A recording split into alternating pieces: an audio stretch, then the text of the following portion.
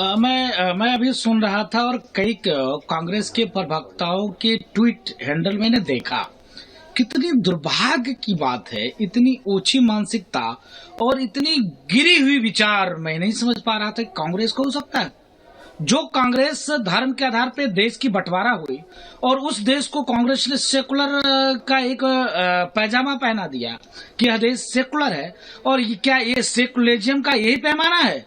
एक कौम, एक मजहब, एक संप्रदाय को आप गाली दो?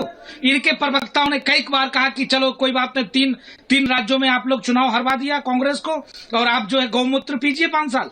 ये ऐसे भाषा का प्रयोग करना, अभी तक तो राष्ट्रीय नेता तो इनका प्रयोग कर ही रहे थे कि कोरोना है, डेंगू है, मलेरिया है, यहाँ पर अगर सनातन जीत जाएगा तो मोदी जीत जाएगा तो सनातन की वो विजय हो जाएगी। तो विषय ये है कि आप ठीक है, बीजेपी का विरोध करिए चलेगा, संघ का विरोध करिए चलेगा, लेकिन संघ और बीजेपी का विरोध करते करते हम साधु संतों को बोको हराम, आईएसआई, तालिबान से तो मत जोड़िए। आप बीजेपी का विरोध करते करते, मोदी का विरोध करते करते आप देश का विरोध करने लग जाते हैं, तो ये तो नहीं चलेगा। इसी का परिणाम स्वरूप है कि 3 राज्य में आपको जनता ने चुनाव हरा दिया। इसीलिए हरा दिया क्योंकि आपकी मानसिकता, आपकी एक कुंठित मानसिकता, जो एक कौम, एक मजहब, एक संप्रदाय को खूब गाली दो, तो अभी भी वक्त है, सुधर जाओ, नहीं तो अभी सदन में बोलने लायक तो हो जाओ। ये महंत राजू दास यहाँ पर कह रहे हैं, लेकिन आचार्य राज मिश्रा जी, आप इसको किस तरह से यहाँ पर देख रहे हैं? क्योंकि ये कोई पहली बार नहीं है, बार बार, और जैसा कि मेरी सहयोगी अभी सुजाता भी कह रही थी कि आपको जनता ने बता दिया है कि आप इस आधार पर नहीं बांट सकते हैं, अगर बांटने की कोशिश करेंगे तो नहीं चलेगा, लेकिन लगता है कि बाज नहीं आ रहे हैं। सबसे पहले बड़ा सुंदर एक शब्द है, खिसियानी बिल्ली खंभानु, ठीक है।